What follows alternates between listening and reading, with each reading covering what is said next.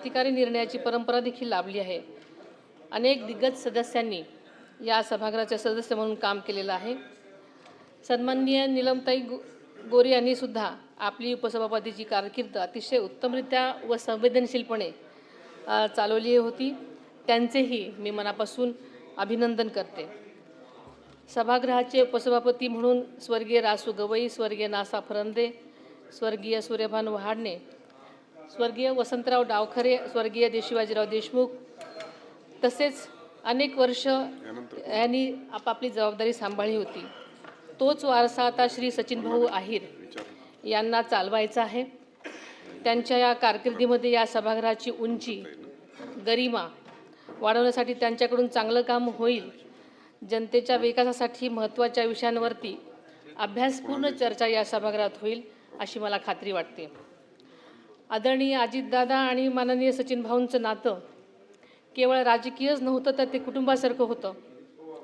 दादांनी नेहमीच गुणवत्तेच्या आणि कर्तृत्वाला प्राधान्य दिलेलं होतं। सचिन भाऊमधील नेतृत्व गुण दादांनी सुद्धा अगदी सुरुवातीच्या काळातच ओळखलेले होते आणि राष्ट्रवादी काँग्रेसच्या पक्षाच्या माध्यमातून त्यांना अतिशय तरुण वयात मोठी संधी दिली। त्यानंतर शिवसेनेत असताना त्यांच्याकडे पुण्याची जबाबदारीसुद्धा होती। त्यावेळेसही आदरणीय दादांशी त्यांचा सातत्याने संपर्क होता। माननीय सभापती महोदय, माननीय सचिन भाऊ हे शिवडी व त्यानंतर वरळी मतदारसंघातून राष्ट्रवादी काँग्रेसतर्फे 1999, 2004 आणि 2009 मध्ये सलग 3 वेळा आमदार म्हणून निवडून आलेले होते। तसेच ते राज्याचे गृहनिर्माण तसेच अनेक विभागांचे राज्यमंत्री देखील राहिले। राष्ट्रीय मिल मजदूर संघ आणि विविध कामगार संघटनांच्या माध्यमातून त्यांनी वरळी आणि दक्षिण मुंबईतील कामगार वर्गावर मजबूत पकड निर्माण केलेली होती। त्यानंतर ते विधान परिषद सदस्य म्हणूनही कार्यरत होते।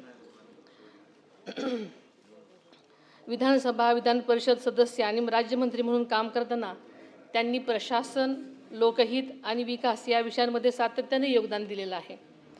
त्यांचा राजकीय अनुभव, अभ्यासू वृत्ती, संवाद कौशल्याने सर्वांना सोबत घेऊन जाण्याची त्यांची भूमिका या सभागृहाच्या कामकाजामध्ये निश्चितच अधिक परिणामकारक असतील असा मला विश्वास वाटतो। यापूर्वी या पदांवरती काम केलेल्या मान्यवरांनी अत्यंत संयम, सौजन्य आणि निपक्षपातीपणाचा आदर्श निर्माण केलेला आहे आणि त्याच समृद्ध परंपरेचा वारसा माननीय सचिन भाऊ समर्थपणे पुढे नेतील असा मला विश्वास आहे।